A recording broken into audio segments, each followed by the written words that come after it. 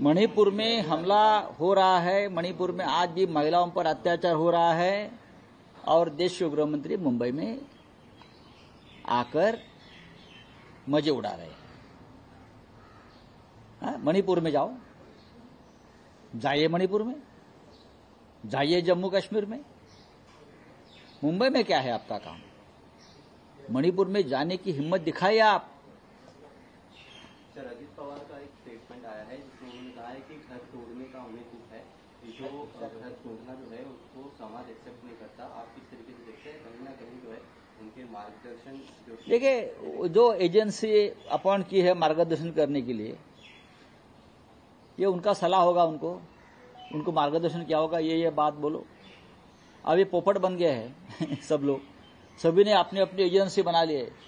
शिंदे गट ने 2 एजेंसी, अजित पवार की 1 एजेंसी। जो उनकी एजेंसी बोलेगी उसके बाद वो बात करते हैं। आपको ये बोलना चाहिए, अभी आपको ये बोलना चाहिए, अभी आप ये कपड़ा पहनना चाहिए। ये चल रहा है ना इस महाराष्ट्र में, आपने देखा होगा। हाँ, चलो। खंत व्यक्त केलेली आहे, जे काही घरफोडी झालेली आहे याबद्दल मला खंत वाटते असं. घरफोडी कोणी केली? पक्षफोडी, घरफोडी.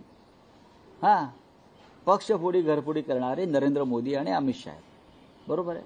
तुम्ही त्यांना बळी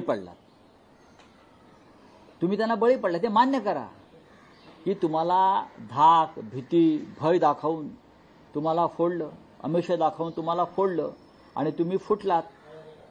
ज्या कुटुंबानं, मग शिवसेनेचं कुटुंब असेल, उद्धव ठाकरे साहेबांचं, आमचं, शरद पवार साहेबांचं कुटुंब असेल, त्यांच्या पक्षाचं, ज्यांनी तुम्हाला 40-40 वर्ष भरभरून दिलं, त्यांना तुम्ही त्यांच्याशी गद्दारी, बेईमानी करून तुम्ही जेव्हा बाहेर पडता, हे कशामुळे? तुम्हाला आता कसली खंत वाटते? स्वार्थी लोक असतात, त्यांना खंत-बिंत वाटणं त्यांचं नाटक असतं. त्यांना खंत, दुःख काय नसतं, ते आपल्यापुरतं पाहतात. त्यांना ना राज्याची चिंता, ना समाजाची चिंता, ना पक्षाची चिंता.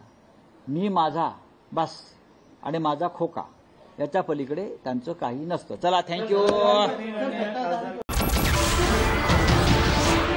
नमस्कार, मैं हूं मानक गुप्ता। अगर आपको हमारा ये वीडियो पसंद आया हो तो इसे लाइक और शेयर जरूर करें, और हां, हमें सब्सक्राइब और फॉलो करना ना भूलें ताकि आप देश और दुनिया की कोई खबर मिस ना करें। तो जुड़े रहिए हमारे साथ और देखते रहिए न्यूज़ 24।